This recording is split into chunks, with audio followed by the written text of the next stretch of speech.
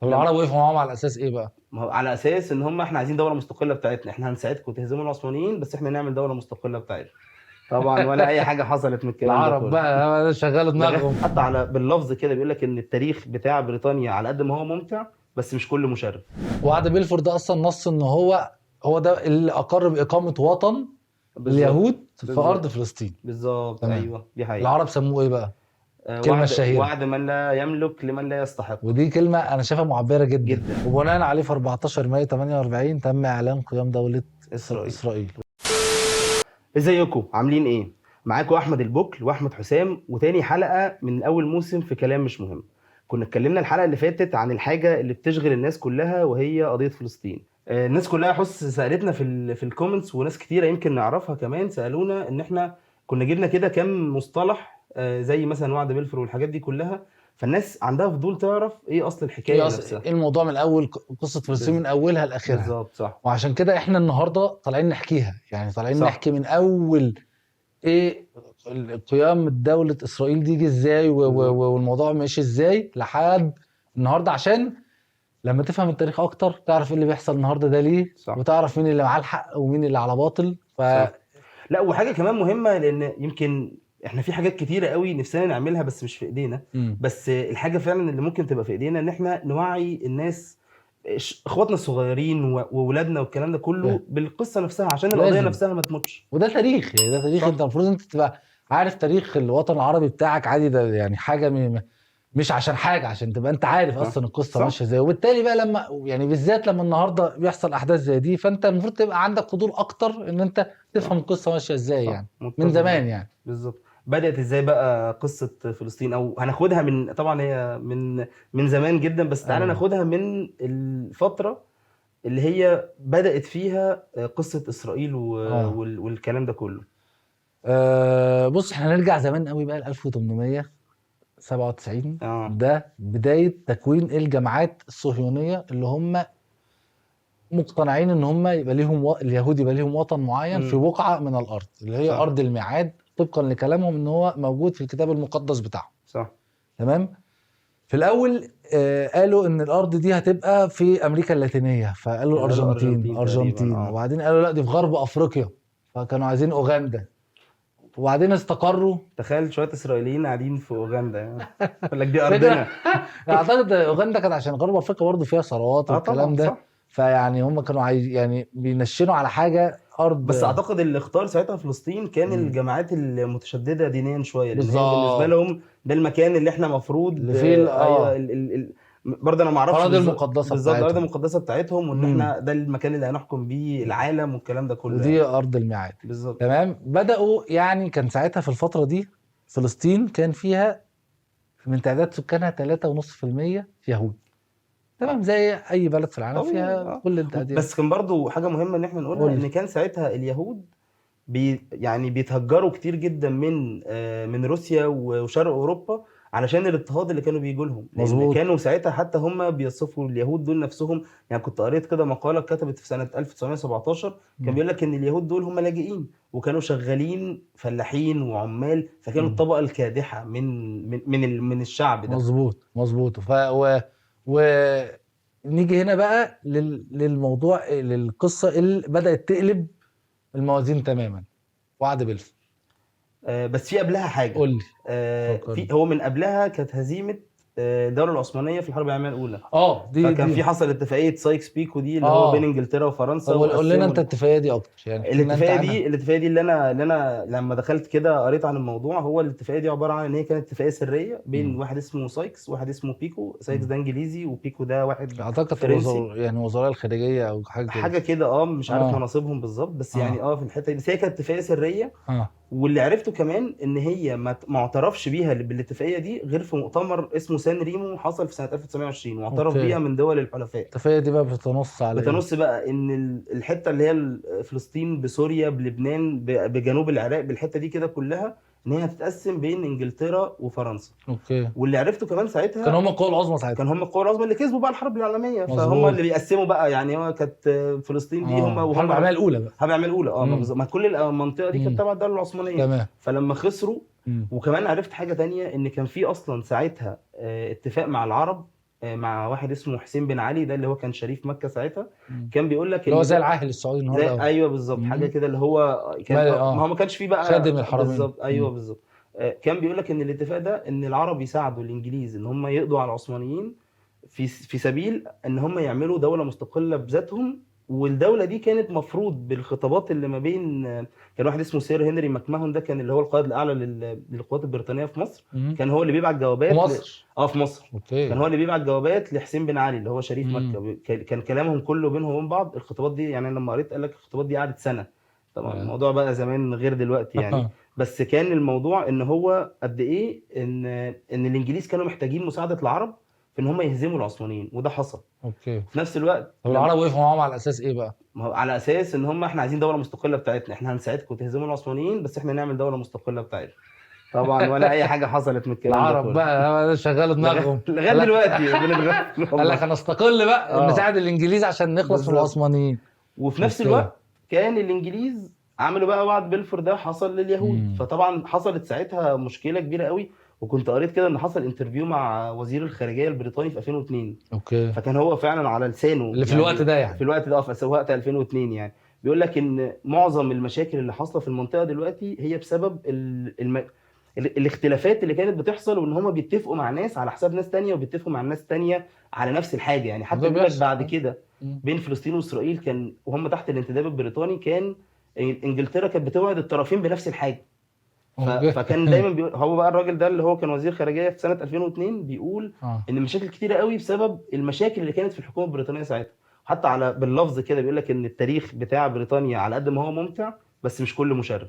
100% طبعا. انا عايز يعني ايه يوعدوا الطرفين؟ يعني يروحوا يقولوا فلسطين هتستقل، يروحوا يقولوا اسرائيل هنعمل لكم وطن في فلسطين؟ لا ما كانش كده بالظبط. كان مثلا ان انتوا الحدود مثلا، لا انتوا مثلا المدينه دي هتبقى تبعكم ومدينه تبع اسرائيل، وبيروحوا يقولوا لاسرائيل لا دي هتبقى تبعكم انتوا.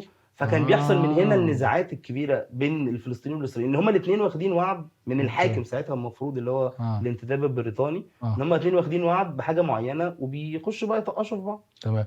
وعد بلفور ده اصلا نص ان هو ده اللي اقر باقامه وطن اليهود في ارض فلسطين. بالظبط. ايوه دي حقيقه. العرب سموه ايه بقى؟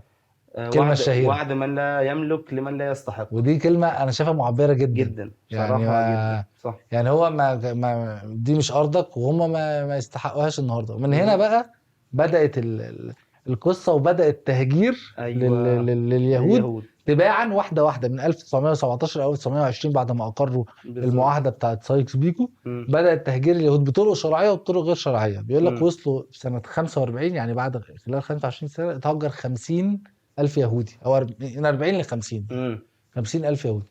فده رقم يعني كبير جدا. بداوا بقى ايه يستوطنوا لحد 45 حصل بقى حاجه سنه 36 دي كانت ثورة فلسطين. ثورة برضه هنا مهم قوي ان احنا دايما كنا نسمع ان الفلسطينيين دول هم اللي باعوا ارضهم. لا يا جماعه هم بيحاربوا من اول 1917 ضد اللي بيحصل قدامهم ده. وكان الانجليز متحيزين للاسرائيليين جدا وكانوا بيدفعوا ضرائب اقل من الفلسطينيين. كان الحكم نفسه لو اي حد دخل قرا شويه عن الفتره دي في فلسطين واسرائيل كان في اضطهاد لصاحب الارض اللي هو الفلسطينيين بشكل مباشر. والناس في الاخر تقول لك دول باعوا ارضهم. لا هو باع ارضهم ده معناه ان هو ايه يعني باع بيته ومشي يعني باع ارض. ده اللي هو كان مقصود بيها. اصل ده ما حصلش يعني فاهم يعني ما هو ممكن يبقى ده حصل. وبرضه في الاخر خلي بالك ان هم كانوا عايشين مع بعض. فطبيعي ان اليهودي ده هيبقى عنده بيت. ما هو عايش وبيشتغل في البلد دي. يعني هو حتى لو واحد فلسطيني باع ارض لواحد يهودي هو اكيد مش شايف ان هو لما بيبيع بيته ان الارض كلها هتبقى محتله. لان هو ما هو زي ما انت بتقول كان قبل اصلا 1917 في 3.5% يهود اصلا. فطبيعي ان اليهود دول عندهم بيوت. حاجه طبيعيه يعني. مظبوط. فيعني ما فيش حاجه اسمها اصل دول باعوا ارضهم. لا دي كدبه اعلاميه. كدبه اعلاميه غربيه 100% يعني بصراحه. وللاسف في ناس عرب كتير مقتنعين بيها. دي حقيقه. ومش عايزين يتحيزوا مع الفلسطينيين او يقفوا مع القضيه من هذا المنطلق ان هم اللي باعوا ارضهم من الاول. بقى نعمل لهم ايه بالظبط. فاهم. لكن طب احكي لنا بقى الثوره بتاعت فلسطين دي. هو من بدات بقى لما اليهود يتهجروا واحده واحده فالفلسطينيين بيقاوموا. فكان في حد مجاهد كبير وكان عامل يعني زي مجاهدين معاه ماشيين مجموعه كبيره اسمه عز الدين القسام. ده اللي كان بيقود المقاومه ضد اليهود والانجليز. طبعا كانوا بس هي يعني كانت زي حرب شوارع كده. ما كانش في جيش نظامي بيخش. كانوا والاثنين اعتقد الطرفين ما كانش عندهم جيش نظامي لان هو الجيش كان ساعتها ناس بتضرب في بعض كده بشكل عشوائي لحد ما تم اغتيال عز الدين القسام ده في سنة 36 في جنيف اوكي. في فلسطين. فاندلعت بقى الثورة الفلسطينية الكبرى ضد اليهود بشكل كبير جدا، وفي المنطقة العربية كلها، يعني البلاد المجاورة كمان بدأت بالظبط. ناس ايه تسخن بيقول لك ساعتها كان حصل العراق تقريبا في 1930 خدت شبه استقلال كده من الانتداب البريطاني، مم. ومصر برضو كان فيها مشاكل على الدستور تقريبا 1923، مم. وكانت سوريا في نفس السنه دي اللي هي 36 كانت برضو عامله مظاهرات، فكان في قلق في المنطقه كلها ضد بريطانيا يعني. 100%. نيجي بقى هنا لحد انتهاء الحرب العالمية الثانية. وقول لا، في حاجه قبل الحرب العالميه الثانيه لي. برضو دي من الحاجات اللي قريتها اللي كانت شدتني جدا.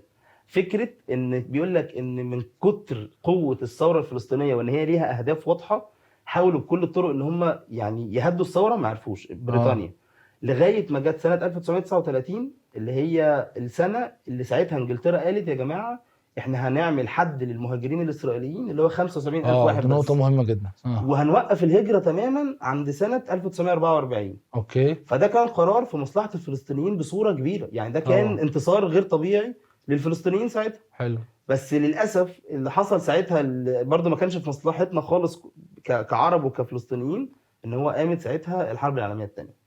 فانجلترا ما ركزتش بقى في فخلاص الحرب. بقى انا يعني الناس بقى كلها اتلهت بقى في الحرب العالمية الثانية، اه ولسه فلسطين والاسرائيليين بايه بيحاربوا في بعض من جوه، بس انا مش قادره كبريطانيا انفذ الوعود اللي انا عملتها، مش مركزه معاكم اصلا. بالظبط. فسلمت الملف بتاع. سلمت بقى بعد بقى الحرب، اه جت قالت لهم يا جماعه انا عايز اخرج من المنطقه كلها، دي منطقه يعني ايه قالت عايزه لي ماشي. الحرب اصلا. اه فايه فانا عايز ايه تعبناهم فعلا. لا دي اه حقيقه في كل اه البلاد، يعني في كل البلاد قالت لك اه انا هخرج من المكان ده خالص.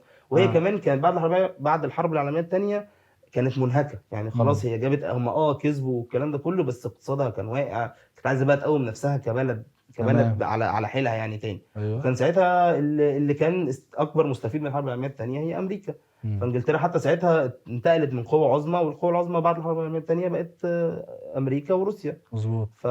فبس فانجلترا بقى لما سابت ايديها فبعتت الملف بتاع فلسطين لمين؟ الأمم المتحدة للأمم المتحدة سنة 47 سنة 47. حصل قرار تقسيم فلسطين. بالظبط، ده بقى اللي نتكلم فيه بعد الفاصل. يلا. بعد بقى يحس ما اتكلمنا في الجزء الأولاني أو اللي هي ممكن نسميها بداية قيام دولة إسرائيل. مظبوط. البداية الحقيقية بقى بتاعت دولة إسرائيل نفسها كانت لما الملف اتبعت للأمم المتحدة اللي هو كانت سنة 47. كان انت ايه بقى اللي حصل في الملف ده؟ الملف ده بيقول لك ان هو كان فيه 11 دولة، هم عملوا في الاول حاجة زي كده لجنة مكونة من 11 دولة. مشكلة انت لو قريت الدول هتلاقيها دول غريبة، يعني استراليا وكندا وجواتيمالا لا ناقة لهم ولا جمل في الموضوع. واوروجواي، وحاجات اللي هو فعلا حاجات ما تحسش ان هي ليها يعني اي فكرة عن ولا الوضع ليها اللي قوة موجود ولا سياسية. ليها اي حاجة. اه فبيقول لك ال 11 دولة دول المندوبين بتوعهم يعني بدأوا ان هم يروحوا فلسطين عشان يشوفوا الوضع هناك عامل ازاي، بناء عليه ياخدوا القرار بتاعهم. اوكي. للاسف بقى هنا كان يعني مش عايز ما اعرفش برضو كان ايه الاوضاع ساعتها، بس كان في تعنت عربي وفلسطيني غير طبيعي ان يا جماعه احنا مش هنعبر اللجنه دي، يجوا يسالوا احنا محدش هيرد عليهم ومحدش هيكلمهم، واللي هيكلمهم كان في تهديدات ان هم كمان يبقوا في تهديدات بالقتل وحاجات زي يا كده، وان هو احنا ضد فكره التقسيم قلبا وقالبا. ممكن على فكره تشوفها صح من يعني لو انت شفتها من نظر دلوقتي، العروبة بس في يعني. الاخر برضو انت ساعات للاسف بيبقى عندك حاجات اتفرضت عليك امر واقع، فمحتاج تبقى مرن شويه. تعامل على معاها. الناحيه التانيه بقى اخواتنا اليهود عملوا ايه؟ يقول لك قابلوهم بكل ترحاب وورود وفرشوا لهم الارض ورد زي ما وعشوهم. بيقولوا، وعشوهم ومش عارف ايه، من الاخر عشوهم يعني. اكل بس ولا عشوهم كمان عشوهم زي مش هنا؟ عارف بقى بصراحه، وده المفروض مش عشوا طب برضه. اكيد يعني. اه ففعلا هو وده دليل ان بعد كده لما القرار طلع 8 دول اصلا موافقين على فكره من ال التقسيم 11. من 11 دولة. مم. تقريبا اللي رفضوا بس كانت الهند وإيران ويوغوسلافيا تقريبا لو أنا فاكر صح اوكي. يعني. بيقول لك إن الثمان دول دول اتفقوا، والحدود ساعتها اتعملت إن اه حوالي 56% تبع إسرائيل، اه وحوالي 43% تبع فلسطين، 1% بس اللي هي القدس وبيت لحم تقريبا مظبوط. دي تحت الحكم بتاع الأمم المتحدة. على اساس ان هم فده يبين لك قد اراضي إيه مقدسة يعني. بالظبط، مم. أيوه بالظبط، فده مم. يبين لك قد إيه فعلا إن أنت ما عندكش المفاوضات زي اللي عندهم. يمكن هم كيهود مم. للاسف يعني، هو حتى معروف اليهود دول عاملين ازاي في المفاوضات، يعرف ياخد منك حاجات كتيره انت مش عايز تبقى يعني ياخدها منك غصب عنك صح بالطريقه يعني من صح الاخر. صح. بس فعلا ده فعلا يبين قد ايه ان احنا كان ممكن بسهوله جدا، حتى لو احنا ضد التقسيم، بس دلوقتي يا عم خد اي حاجه وبعدين هنشوف، يعني خد اكتر، ده ارضك، يعني دي ارضك في الاخر، وهم خدوا نسبه اكبر من اللي انت خدتها. طب انت شايفه صح ان انا ما اتعاملش مع اللجنه على اساس ان انا اصلا مش موافق على التقسيم ده، الارض كلها بتاعتي، ولا المفروض كنت اتعامل بما انه امر واقع؟ انا حاسس ان هو لو خلاص هو كده كده اتفرض كامر واقع، فانا محتاج اتفاوض على اه اكبر جزء ممكن من اللي انا اقدر اخده، اه وبعد كده هبقى حارب. ما هم عملوا ايه؟ طب ما هم خدوا النسبه الاكبر وحاربوا وبعدين تدخلوا، وهنتكلم اكتر في الموضوع ده واحنا مع بنتكلم اللي النهارده بعد برضه 80 سنه، لكن احنا اكيد الموضوع لو مختلف. النهارده، لو احنا حاطين الموقف ده النهارده او كنا عايشين من 80 سنه، كان ممكن يبقى راينا مختلف تماما يعني. بس انا برضو مقتنع ان فكره السياسه هي مفاوضات، ان طبعا. يعني انت تعرف مهما تاخد ايه؟ اه انت مهما كنت صح ومهما كانت ارض، انت محتاج تبقى مفاوض شاطر طبعا. علشان العالم ما يهيكش عليك من اه الاخر. انت لو فاهم. حتى لو هي ارضك وحتى لو حقك، على فكره مش بس سياسه، احنا دلوقتي لو احنا اتنين بنتكلم مع بعض وقاعدين وبنتخانق، ممكن يبقى انا معايا حق بس طريقتي اوحش فتلبسني الغلط. وده بيحصل وده على طول. بيحصل، وده اللي حصل يمكن ساعتها. هم اه حقهم ومحدش ينكر ان ده حقهم، اه بس طريقتهم ما كانتش مناسبه للموقف. اوكي، فعارف اليهود ياخدوا. عارف، وطبعا اه اليهود الناحيه التانيه اساتذه بقى يعني، اه فمش هيحتاجوا يتوصوا على ده. وبناء عليه في 14 مايو 48 تم اعلان قيام دوله اسرائيل اسرائيل، وتم بالظبط. الاعتراف بيها. يعني بيقول لك كمان حصل حاجه غير قانونيه ساعتها، ان كانت هي فلسطين تحت الانتداب البريطاني قبل كده، فانسحب في بريطانيا، يعني المندوب البريطاني في فلسطين اعلن ان هو انسحب ورجع وساب البلد وسلمها لاسرائيل اللي هي الدوله الجديده. بيقول لك امم ده حاجه غير قانونيه، لان زمان كانت القوانين الدوليه تحتم ان في الانتدابات ان انت لما بتسيب البلد بتسلمها لاصحابها. يعني في انتداب اوكي. بريطاني في مصر، لما لما مشوا سلموه ما لمصر. ينفعش يجي فرنسا ما تستلمها ينفعش منهم. تسلمه لفرنسا، ما ينفعش تسلمه لدوله ثالثه. اه فده كانت اصلا حاجه خارقه في القانون الدولي للسياسات ساعتها. من اولها كده كانت بايظه ما يعني، هي فبس ما جاتش على دي يعني، اه سلموه لاسرائيل في 48. 14 مايو 48 تم اعلان قيام دوله اسرائيل. اسرائيل بالنسب اللي انت قلتها من قرار الامم المتحده. امم وعلى اساسه حصل حرب 48. يمكن من تاني يوم الجيوش العربيه بدات تروح على فلسطين بالظبط. عشان تحارب. كان 6 جيوش عربيه: مصر، سوريا، الاردن، العراق. العراق، السعوديه اعتقد. مش في مش دولتين فاكر، ممكن مش مش فاكرينهم. فاكرهم، مش او كانت تقريبا لبنان، مش عارف برضه ساعتها كان بجيش ولا كانت هم كانوا تبع 6 جيوش سوريا الكبرى عربيه. وكده. اه وبيقول لك في اول ايام الحرب حققوا انتصارات كبيره جدا ضد ايوه اليهود، صح. لدرجه ان الاردن.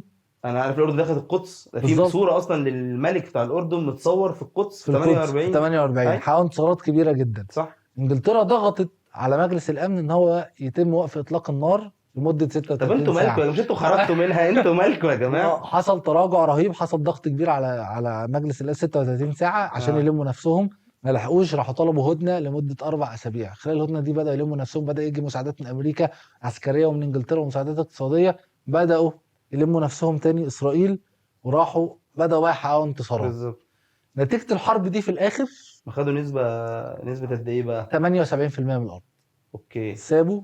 ده في 48، ده اللي هو ده لسه القرار بتاع ال 56 ده في المية ما بردش ده لسه. لسه الامم المتحده لسه مطلعاه يعني. لسه قال لك احنا خدناهم بالحرب، خدناهم بالقوه، خلاص حاشا اه عندنا حاجه. اه فاهم. جه 8 خدوا 78% من الارض. سابوا ايه بقى؟ غزه تحت الحكم مصر. اوكي. كان مصر ساعتها يعني بعد بتبعت مندوب عسكري حاكم غزه امم على صناعه الحدود عندنا، والضفه الغربيه تحت حكم الاردن على اساس برضو ان هي طبعا على على حدود الاردن. والباقي كله تحت سيطره اسرائيل، بما فيها الاراضي المقدسه اللي قالوا تحت سيطره هو اعتقد دوليه. من ساعتها ما رجعتش ما الاراضي رجعتش المقدسه من سنه لحد النهارده، 48، هي ما مع رجعتش. اسرائيل. بالظبط. وتم تقسيم يعني خلاص بقى ده الامر الواقع النهارده. حصل بعديها بقى حرب. اعتقد في الفتره دي كمان حصل حاجات كتيره، يعني مشادات كتيره بيننا وبينهم، بس يمكن الحاجه المشهوره قوي في الفتره دي كده واحنا معديين اه هي النكسه، او حرب زي ما بيقولوا حرب الايام السته. الايام الايام السته. السته حصل قبليها كده حرب صغيره 56 على 56 العدوان ايوه. الثلاثي. انجلترا وفرنسا واسرائيل دخلوا على مصر بسبب قرار تاميم قناه السويس. ايوه ده يعني كان فرنسا وانجلترا عايزه، يعني كانت ضد قرار التاميم. اسرائيل دخلت 56 دي على اساس تكمله المشروع بتاعهم اللي هو من النيل للفرات، امم كل دي تبقى ارض اسرائيل. ماشي. فعملوا العدوان الثلاثي، ما يعني خدوا ما يعني اعتقدش على ان كان ليه فكره هو كان ليه مكاسب ساعتها استولوا بس. على غزه على فكره وجزء من سيناء ساعتها، بس تم التراجع عنها في 57 تاني بالمفاوضات. جت بقى لحد الحرب اللي انت قلت عليها 67 حرب الايام الست. حرب الايام الستة هم مسمينها كده، احنا مسمينها النكسة. النكسة دي اسم عليها كانت هزيمة ساحقة للاسف يعني. وكمان انا شفت معلومة كده بتتكلم عن الطرفين، بيقول لك ان الشعب المصري والشعب اليهودي الاثنين ازدادوا ايمانا بعد الحرب دي، بس الاسباب مختلفة.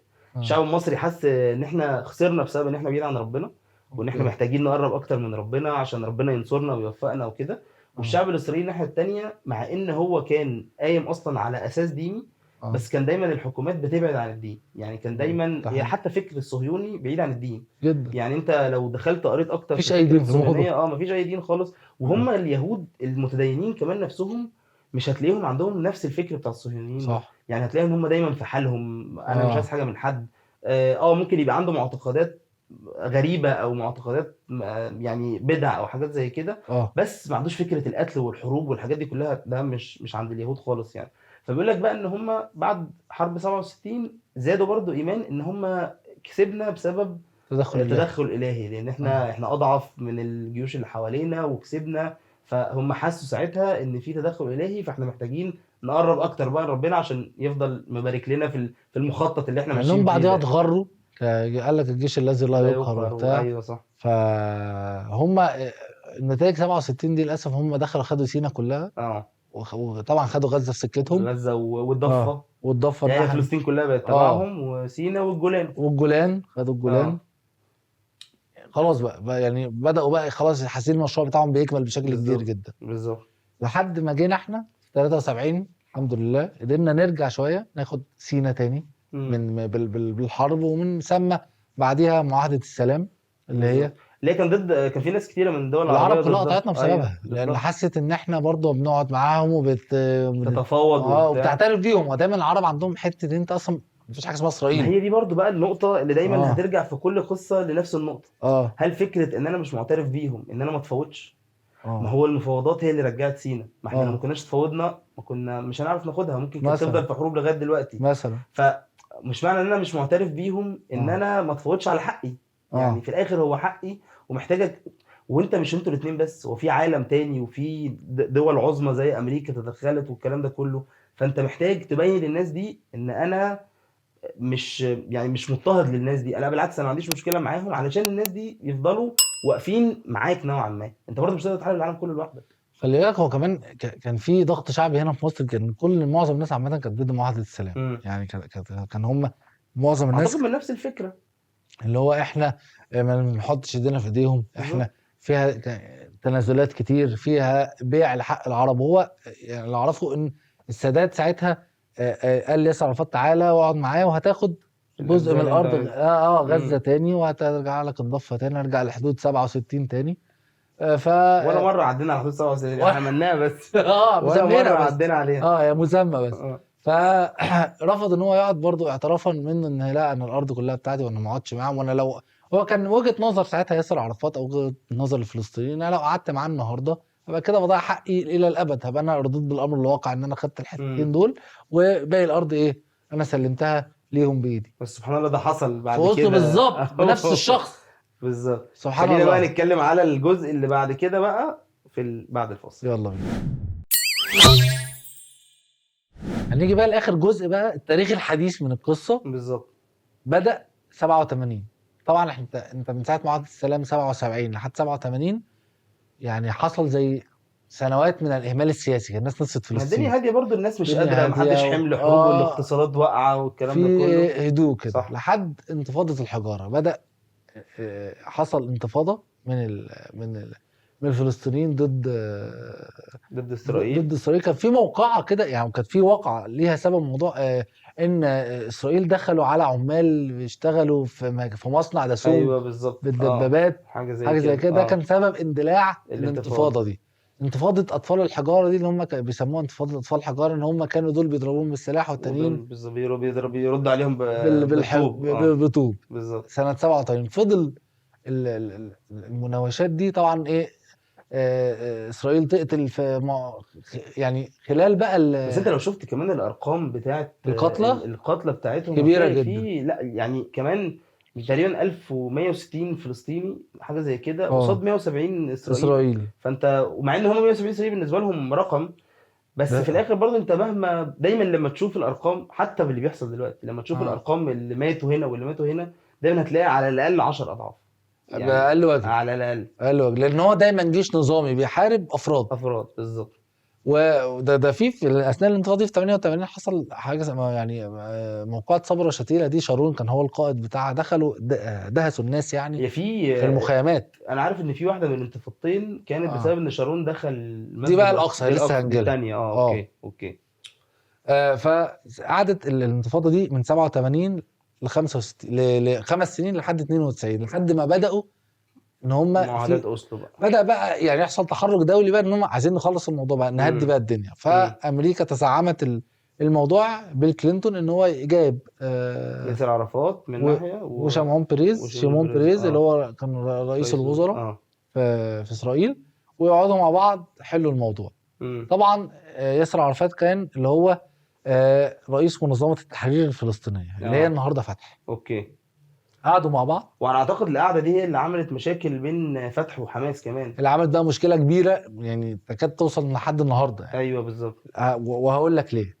هم قعدوا في مفاوضات لمده سنه لحد ما اجتمعوا في النرويج في اوسلو في 93. اقروا بقى ان هيتم الاعتراف من اسرائيل بمنظمه التحرير الفلسطينيه. شوف الدنيا لفت ازاي والله، بعد ان احنا بنعترف باسرائيل هم دلوقتي بقوا بيعترفوا، قعدوا معاهم ومضوا بالظبط، اعترفوا باسرائيل كدوله واسرائيل اعترفت ب السلطه الفلسطينيه اللي هي بقى تتلخص بقى ليها بقى في سلطه فلسطينيه. كان الرئيس كان رئيسه حصل بقى انتخابات وهينسحبوا من غزه خلال 5 سنين وهيسيبوا الضفه، ومقابل ان الفلسطينيين يعترفوا باسرائيل ب 78% من الاراضي دي يسيبوها لهم، ويتم الاعتراف ان اسرائيل لا من غير الضفه ومن غير غزه. هنسيب لكم غزه والضفه وهنرجع لبقيه المناطق بتاعتنا وانتوا هتاخدوا دول بس. واللي كمان اللي اعرفه ان وسبب تاني غير الحادثه اللي انت بتقول عليها، اعتقد كان في سبب ان المستوطنات الاسرائيليه ساعتها كانت بتزيد بطريقه غير طبيعيه جدا. يعني كان بدا الموضوع كمان يتشعب قوي ان احنا بقى داخلين في كل حته في فلسطين كلها بالظبط. فحسوا ان هم يخسروا كل حاجه، حسوا ان احنا بنخسر كل حاجه، فعشان كده عملوا الانتفاضه يعني. بالظبط. بس كان في من الناحيه الثانيه جماعات وكتائب اللي هي النهارده حماس كانت ضد الموضوع ده، كانت شايفه برضه ان انت خاين وعميل، وان انت ازاي تقعد مع اسرائيل وازاي تعترف بيهم وازاي تمضي على حاجه هتضيع حقنا الى الابد. نفس الكلام اللي اتقال على معاهده كامب ديفيد ساعتها مع السادات بالظبط. وده يعني سبب رئيسي في المشاكل والصراعات النهارده اللي ما بين حماس وفتح. بالظبط صح. والمعاهده دي انتهت بان خلاص بقى في سلطه فلسطينيه، واتعمل انتخابات حتى من ياسر عرفات وشخص تاني كانت حتى سيده يعني، وياسر عرفات كسب باكتساح وهو رئيس منظمه التحرير الفلسطينيه اللي هي المسؤوله عن السلطه الفلسطينيه بالظبط الفلسطينيه. وهديت الاوضاع طبعا، الاوضاع ما بتهداش، دايما بيبقى فيه ان اخر كانت تلاقي فيه شد وجذب وبتاع لحد انتفاضه الاقصى في 2000. دي كان بقى بسبب شارون لما دخل المسجد الاقصى بالظبط. دخل ودفع، فحصل غليان وبدا الناس برضو الفلسطينيين يثوروا والانتفاضه دي كمان بتبقى انت برضو متخيل فكره ان هم الدوله بتاعتنا متقسمه بعيد عن بعض، يعني انت حتى هنا وحتى هنا عشان ما يبقاش مجتمعين بالظبط.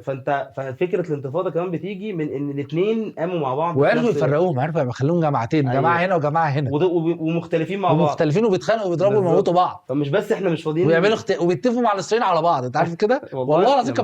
كان في بعض الاستخبارات بتقول مثلا ان حماس ممكن تتفق مع الاسرائيليين عشان يغتالوا شخصيه في فتح، والعكس صحيح. كان في كلام بيقول كده للاسف يعني. للاسف هو برضو يعني الاسرائيليين هم اللي عرفوا يزرعوا صح الحته دي. ما هو ده في حد ذاته ضعف. ما هو فرق تسد، انت في الاخر انت عملت تفرق في الناس اللي حواليك دي كلها. وهو ده على فكره نفس التفرقه بس على المجال اكبر شويه، ما هي فكره العرب نفسها.